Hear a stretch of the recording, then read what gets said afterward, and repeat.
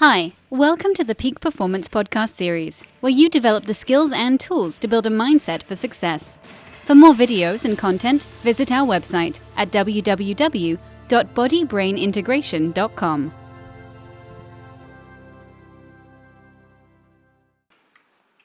Hi guys, this is Nathan Quinn, and today I've got the privilege of talking with Craig Harper. Now, Craig is an incredible man. He's got an abundance of experience. He's an exercise scientist. He ran Harper's gym in Melbourne, here where I'm based as well, and now he's moved into the field of high performance coaching. We're really excited to have Craig involved in our MFT Summit coming up this November. So what we're going to do with Craig today is we're going to have a bit of a chat about his history, and we're also going to find out a little bit about his philosophies and what we can expect when we talk with him in November. So Craig, thanks for joining us, mate. Hey mate, it's a pleasure. Fantastic. So in terms of your background, mate, you've done the gym thing. I've actually had you as a performance coach myself. You've helped me take a few big steps in terms of my abilities. So when people ask you what you do, mate, can you give us a quick snapshot into where you've come from? That's good. So this is, I'll give you the first thing. So what I do these days is, this is what I call the elevator pitch. I tell all my clients, all the boys and girls that I coach in this space, you need to be able to explain to someone quickly what you do and how you do it. Primarily I work in the space of, like you said, high performance, but also creating positive change. And that might mean, with our body, with our relationships, with our mindset, with our results, with our business, with our finances, with our emotional state, with our internal, our external reality. So the bottom line is that everybody that comes to a conference like the MFT Summit, or everybody that engages a coach or joins a gym or reads a self-help book or listens to this podcast, the one thing that everybody has in common is that their desire to create some kind of positive shift in their world, some kind of better results. So I really talk about the science and the psychology of that. That's primarily what I do in a really broad range of spaces and applications. In terms of my background, so I started working in gyms in 1982. I'm 52 now, so I was 18-ish when I started doing that. And I just worked in gyms for,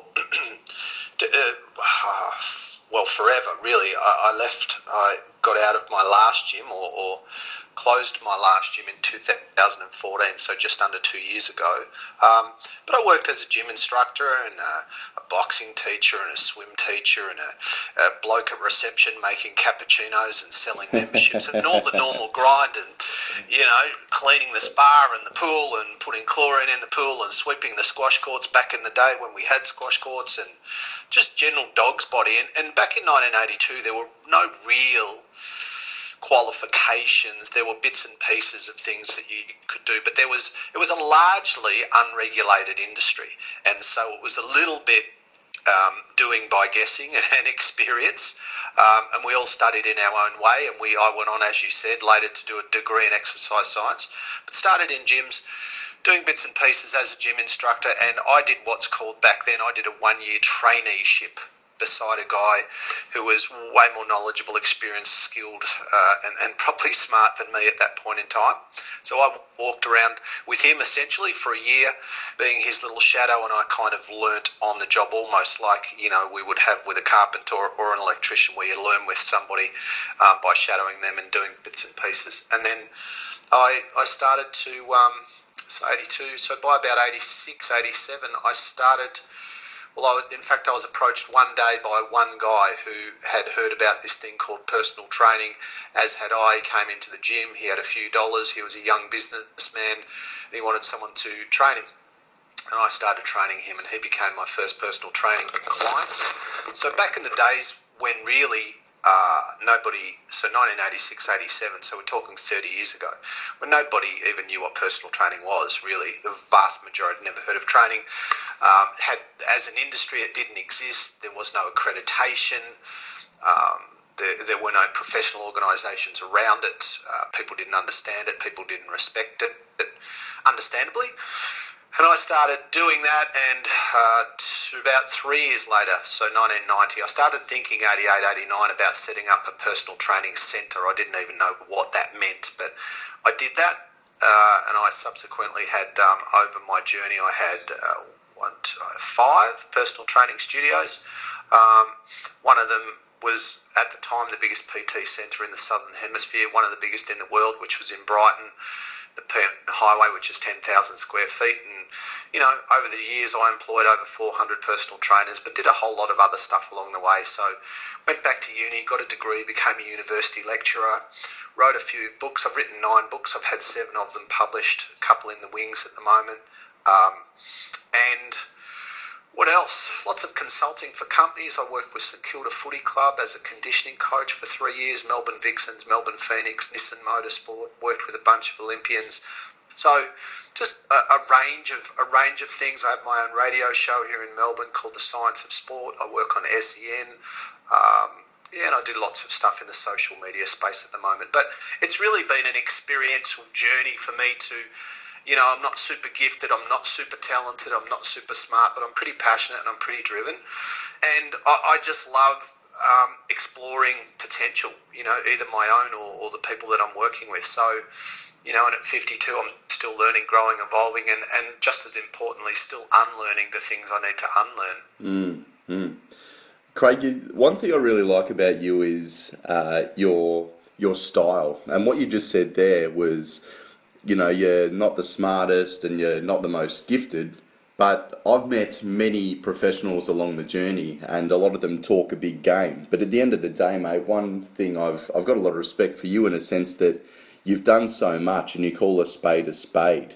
So I think that's been part of your success is your ability to communicate at a very straight up level. And I know many people who your work really resonates with them because you've got a bit of humour and you just speak black and white, and I think it's definitely one of your gifts. So in terms of the transitions, you spoke a lot there around working in strength and conditioning, working in gyms, and now you're in corporate speaking. So can you tell the guys a bit about how you made those transitions? Yeah, that's a good question. So just stop me if I get boring, mate. But so about a year or two in, and I think you would have discovered this, I think every personal trainer, every gym instructor, every fitness professional discovers this at some stage, but about a year or two into the fitness career, I realised that I could tell people what to do and how, this is how you squat, this is how you deadlift, this is what a, kettlebell swinging is, or this is where your heart rate should be, or this is how you stretch, this is how this equipment works, this is what a micro and macronutrient is, blah, blah, blah. So essentially we're dispensing information and we're demonstrating techniques, and we're providers of information and resources. That's essentially what we were back in the day. It's evolved a fair bit now, but it didn't take me long. I would say maybe a few months to get an inkling, but a year or two to really concretely understand that. Let's start with the process of getting in shape physically, which is why people come to a gym primarily. That it was really largely a psychological and emotional, practical, organisational, sociological process with a physical outcome. So I realised that how much I knew about biceps and triceps and protein and fat and carbs and dumbbells and bikes and whatever had very little bearing on the kind of results that I would create with people over the long term, because I'm not talking to a body, I'm talking to a multi-dimensional, emotional, psychological, spiritual, creative creature that lives in a body, right? So I started to become very interested in the psychology of getting in shape, which was really, more broadly, the psychology of creating change. So then it started really slowly, where I was training a few people, and some of them said to me, who owned their own businesses, hey, could you come and tell my staff the stuff you tell me? I'm like, yeah, sure. So I would go along, it would be lumpy and bumpy, it would be not very slick, and I would get paid $100, and I thought I was a rock star because, oh my God, who makes $100 an hour, right? 30 years ago, I thought I was king of the world. And it just grew from there, where I started to look at the way that people got results or didn't get results. Like, why does this guy or girl say to me on Monday, I want to change my body, be lean, fit, strong, functional, sexy. I hate the way I look. I hate the way I feel. I've really, really got to change. And then at Tuesday, they're driving through McDonald's and picking up $20 worth of whatever, right? Why is that? Why has this guy started 57 times? Why has this girl had 25 trainers or whatever the thing is? And again, this is no judgment. These are just observations. So I started to realise that I needed to understand behavioural psychology. I needed to try to at least understand what drove people. And then with those lessons that were learned on the gym floor and having a million conversations about change, you start to realise that these principles of change, make good decisions, be resilient, get uncomfortable, have clarity about purpose, be passionate. Motivation is sometimes emotion. Work through the motivational troughs. Surround yourself with like-minded people. Be solution-focused. All of these kinds of things, what are your standards? What are your values? What are your non-negotiables in terms of creating success? And then more importantly, what is success for you? Because success is a personal thing. It's not universal. Nathan's success won't be Craig's success, and so on. And then all of these questions really spill over into life and business and growth and exploring potential. So I started to realise that the things that I was teaching my personal training clients were also broadly relevant to creating better results in almost any kind of space. So we know that if we're a business and we have a great culture and we're solution focused and we have clarity of purpose and vision and we're good communicators and we have great teamwork and leadership and we know what's okay for us as a culture and what's not okay, we know what acceptable behaviours are and unacceptable behaviours are. We know that we can roll up our sleeves and get uncomfortable because when we're uncomfortable, we grow. Just like when I'm uncomfortable in the gym, I learn, I grow, I adapt. If I always do the same thing in the same gym, the same way, same stimulus, same intensity, there's no adaptation because there's no need. And so too mentally and emotionally and professionally in a corporate space, same thing. We've got to roll up our sleeves, get uncomfortable, and that's where the growth happens. So, and obviously this has been an evolution over all of these years, but just starting to understand that the lessons learned on the gym floor, and I don't think lots of people actually realise this, but it's a metaphor in many ways for life. Yeah, I agree with you 100% there, mate, 100%. I just want to backtrack a little bit. One thing you've said a couple of times, I listen to a lot of your work, is motivation goes in waves. It's not something that, it's very rare to find someone who's just running 100 miles an hour 24/7, and it goes in waves. Yeah. And you've written a book, Professional Development for People Who Hate Professional Development. Is that right? Yeah. Yeah, that was, it's personal development. That's the subtitle. We won't say that's the title because it's got a rude word in it. But yeah, so it's personal development for people who hate personal development. So I think the thing around this is, and this is a little bit of an opinion, right? But in Australia, where and I'm talking about the global we or the national we, we're not so excited by self-help. We're a little bit wary of anything that looks or smells like self-help. And to be honest, so am I. So when I wrote a book which is essentially a personal development or self-help book, I wanted to make it as user-friendly and as real and as practical and, let's be honest, as non-bullshitty as possible. So I wrote that around, 30 principles of change. And one of those is, as you pointed out, is that motivation is a range of things. Motivation can be a reason to do something. But in the context of this discussion, motivation is really an emotional state or a feeling. So you notice when people talk about motivation, quite often the word feel is attached to it. I feel motivated. Yeah. I just went and saw Nathan do a gig and he was amazing. I feel so motivated. I'm excited, right? I feel motivated. I'm excited. I'm pumped. I'm in the zone. All of those words correlate and swirl around the concept of motivation as we understand it in terms of the change process. But the challenge for us is that motivation in this context is a sometimes thing. And I'm a pretty motivated, focused, disciplined person, but at the same time, I'm still a bloke and I have good and bad days, and I do really good stuff and really stupid stuff and make good decisions and bad decisions and produce great results and not so great results. And in the middle of all of that, I have days where I'm not in the emotional state of a high level of motivation. Some days I'm flat, some days I'm not. Some days I really feel like training and some days I don't.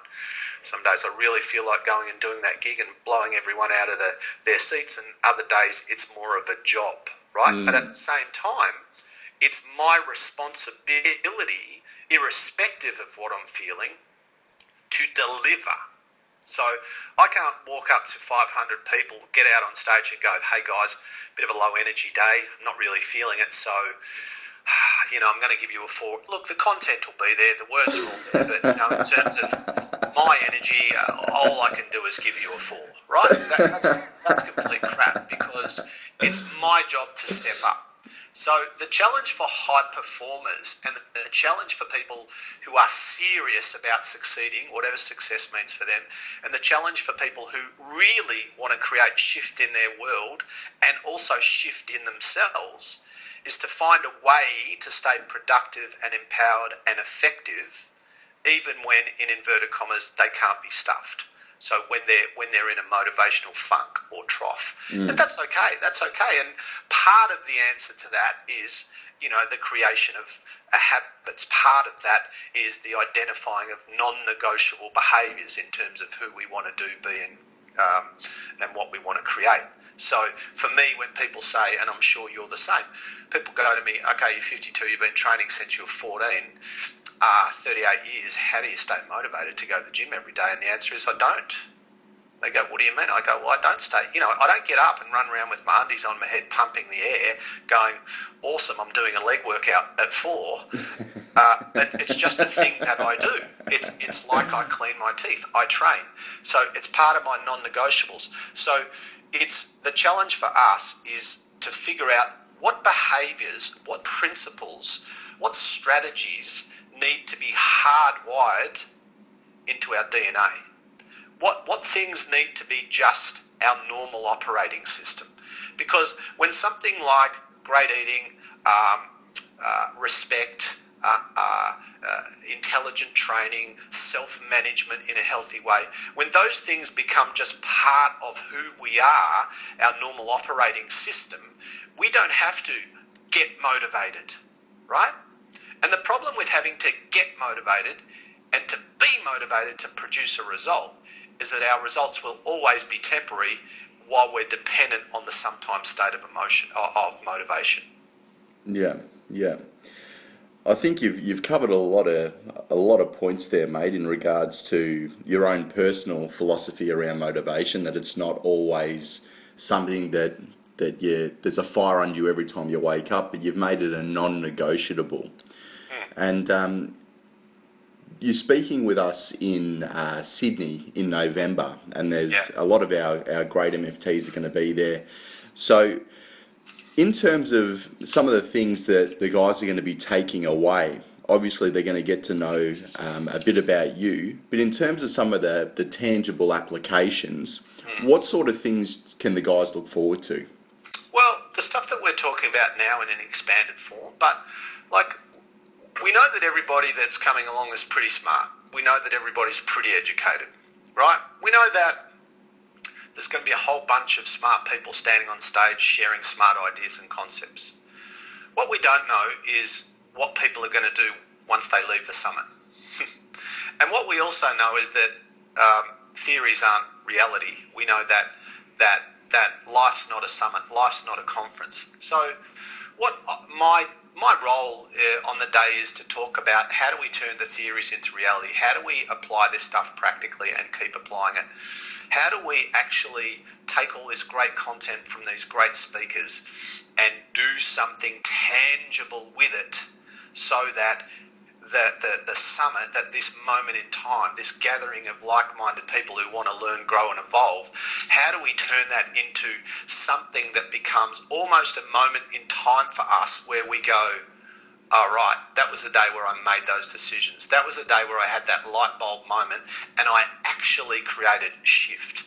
Not we walk away and go, that was a good day, they were all interesting, and and then we step back into status quo, the holding pattern, because everybody comes, I would think, well, I would assume everybody comes, at least in part, because there's something they want to take away that they can apply that can improve or change in some way their life or an aspect of their life. So mine is really about not motivating people, but just opening a door to get them to move towards self-empowerment and self-management with all of the stuff that's going to be presented on the day. So, like I said, motivation's a short-term thing.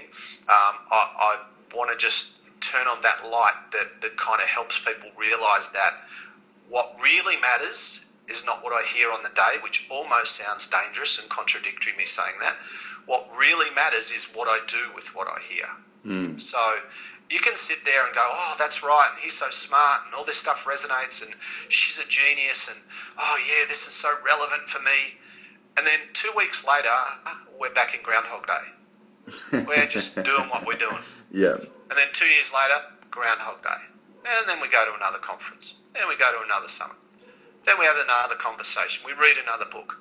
But, the truth is that if we want to be people that keep evolving, keep growing, keep learning, keep improving, keep raising the bar, if that's what we want, then that's not going to accidentally happen. That needs to be a conscious, courageous process. And I guess that's what I'm going to present people with. Fantastic. I've got one or two more questions, Craig. I'm enjoying the conversation, mate, so I think we can squeeze one or two more in.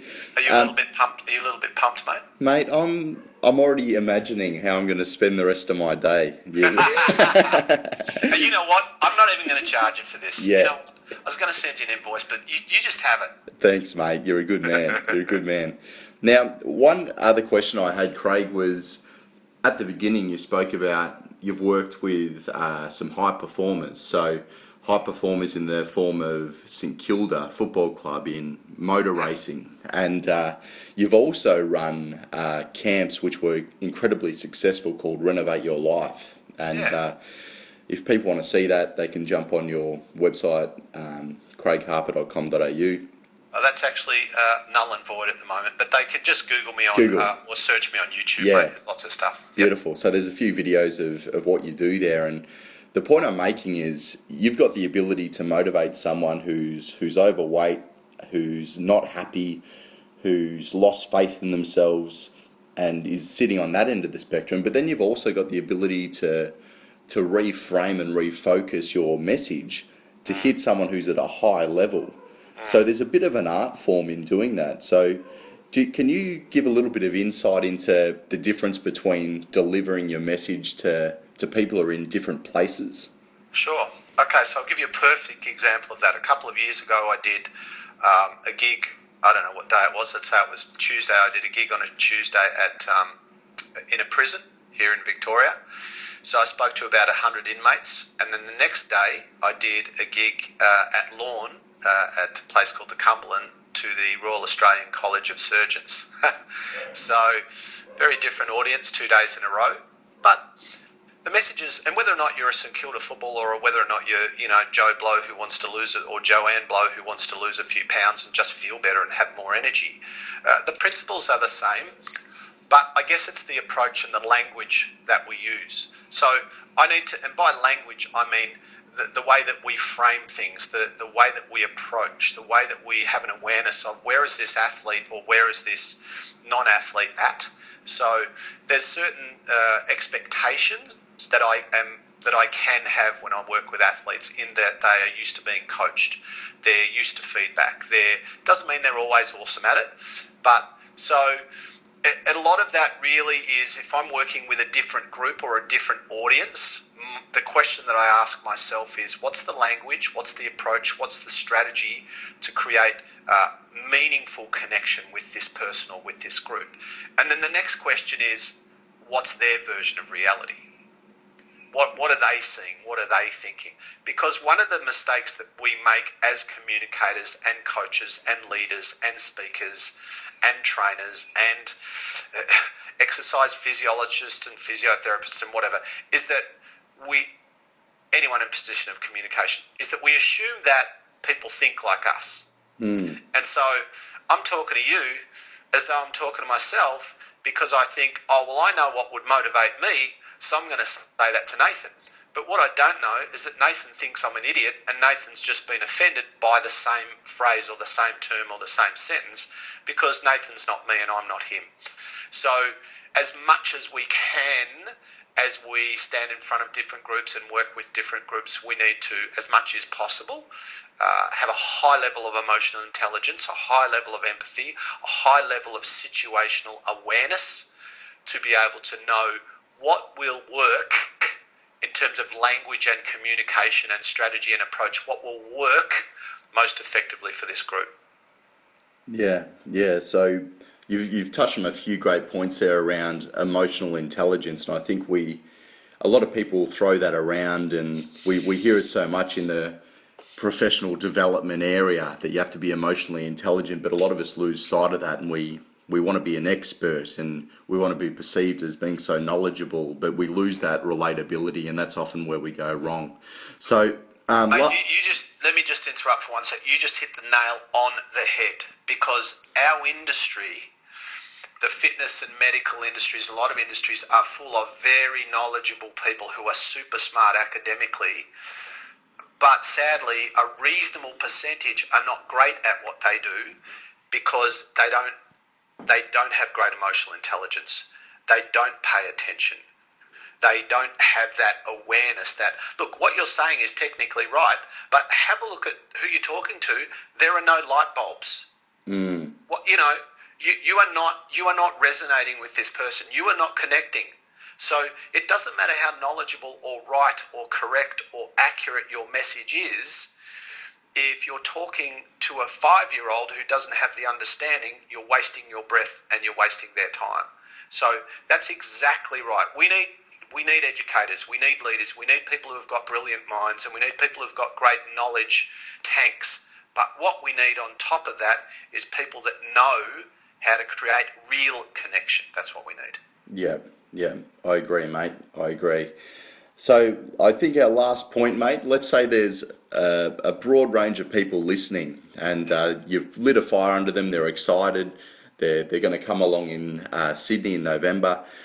And what's one last bit of parting advice? So they're sitting there, they've got all this energy, and they're wriggling their little butts in their seats. They're not sure about what's one application they can do today that you think would help put them on the right path. Okay, so ask yourself 2 questions. The first question is, what's my body telling me? Second question is, what's my life telling me? Right? So your body's always sending you messages. It's a biofeedback system that's always telling you something. It's your job to pay attention and take action. Your life, and by your life I mean your career, your relationships, your results, your financial situation, the people in your world. Your life is always telling you something. What's it telling you? Don't put your head in the sand. Don't beat yourself up either. Personal growth is not about self-loathing. It's about self-awareness, humility, and honesty. So what's my body telling me? What's my life telling me? Start from there. Beautiful. So Craig, mate, I'm privileged to have you as a friend, and to be having this conversation. It reinstills a lot of the messages and lessons I've learned from you. And I'm really looking forward to spending some more time with you up in Sydney this November. So I appreciate your time, mate. I know you're a busy man, and keep doing what you do, mate. You're fantastic. You motivate a lot of people, and one of your greatest qualities as well is you're humble as well. So you're willing to help people who are coming from different walks of life. And